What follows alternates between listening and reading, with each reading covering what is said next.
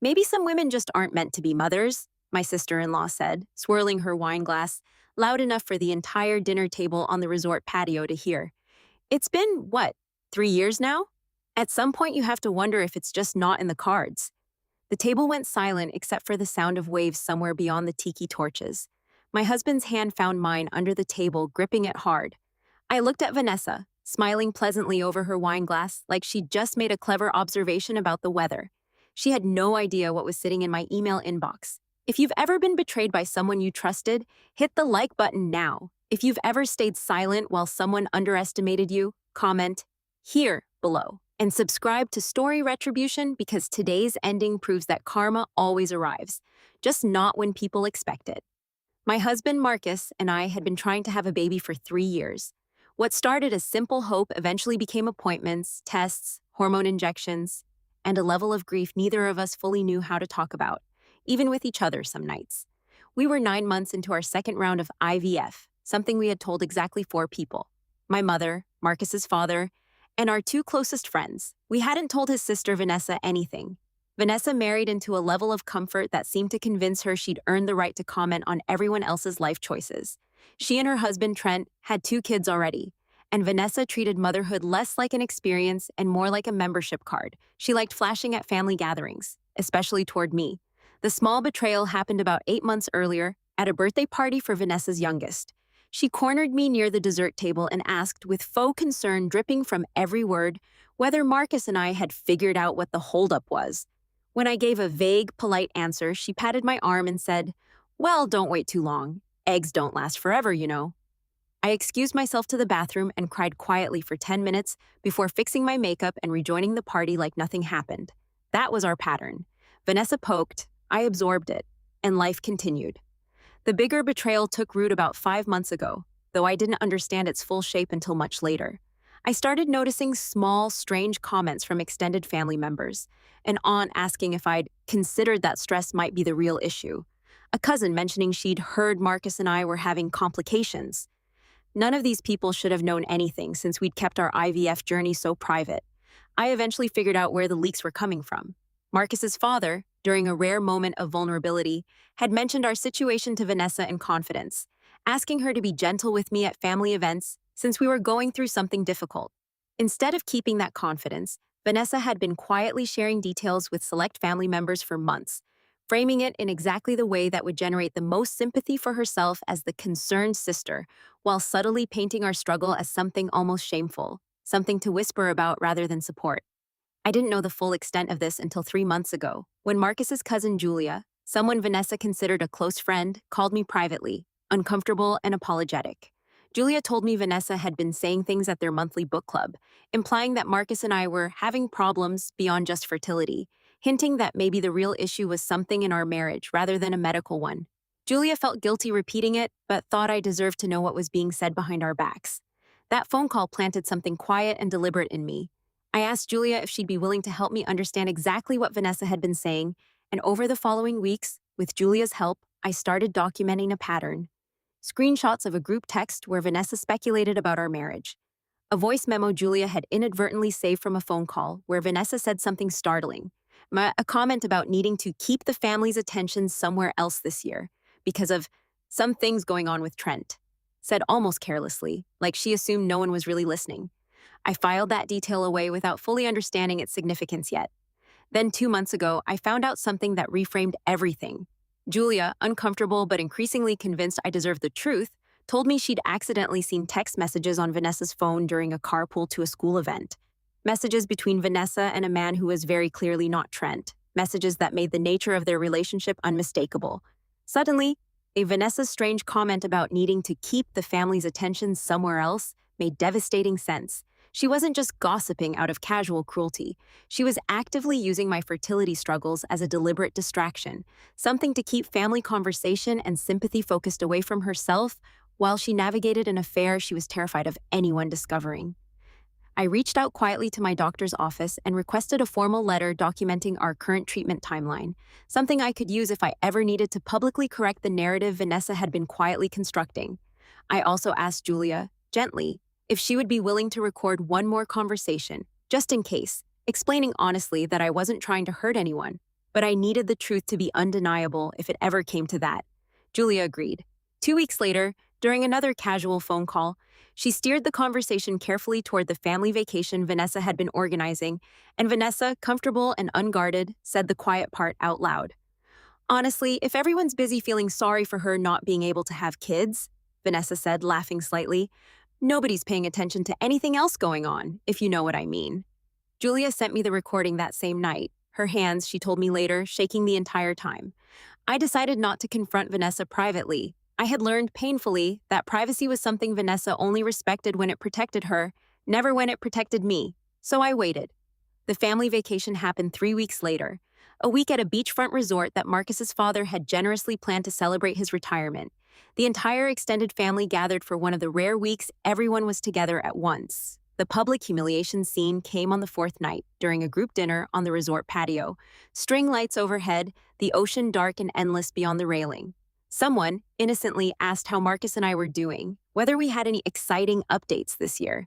Before I could answer, Vanessa jumped in. Maybe some women just aren't meant to be mothers, she said, swirling her wine glass. It's been what, 3 years now? At some point you have to wonder if it's just not in the cards. The table went quiet. Marcus's grip on my hand tightened beneath the table. Not everyone gets to have it all, Vanessa continued, oblivious or uncaring of the silence spreading around her. Some things just aren't meant to be, and honestly, at some point, you have to accept that and stop putting the whole family through the emotional roller coaster every time there's an update.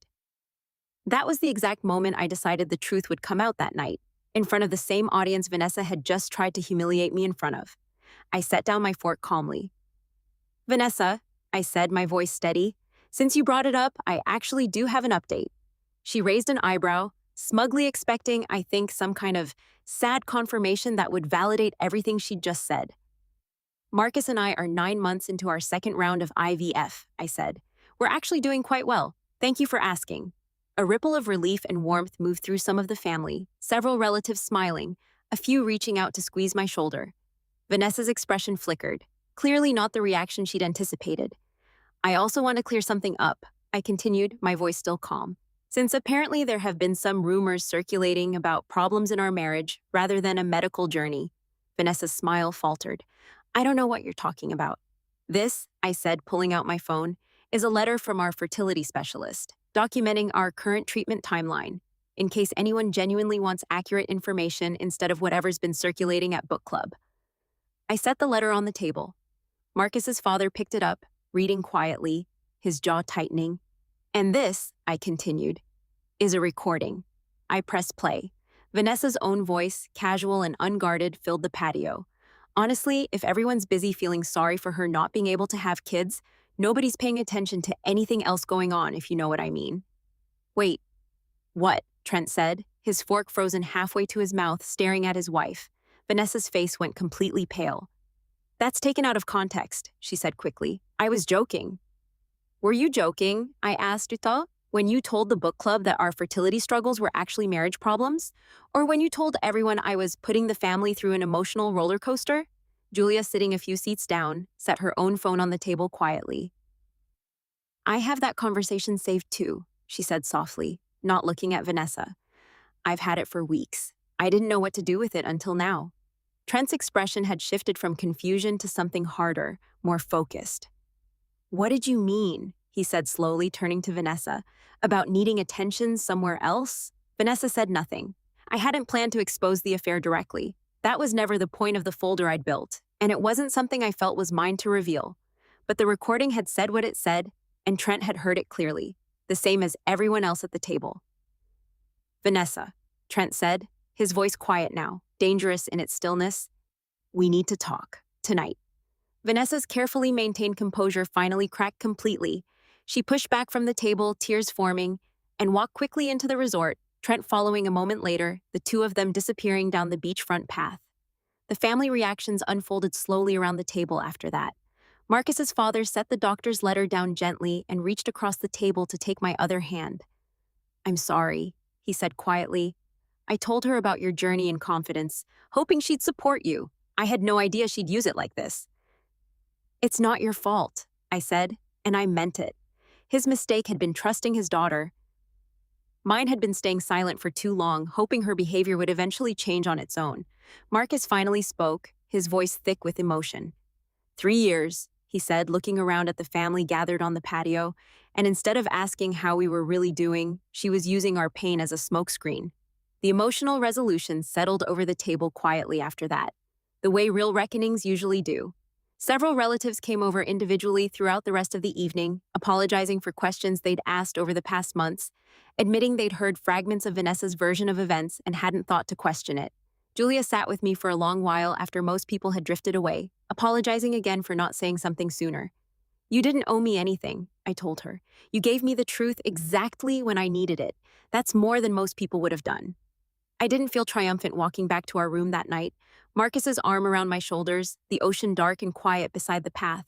I felt something steadier than triumph. The relief of finally setting down a weight I had been carrying silently through appointments, injections, and quiet tears in bathroom stalls for months while pretending everything was fine at every family gathering.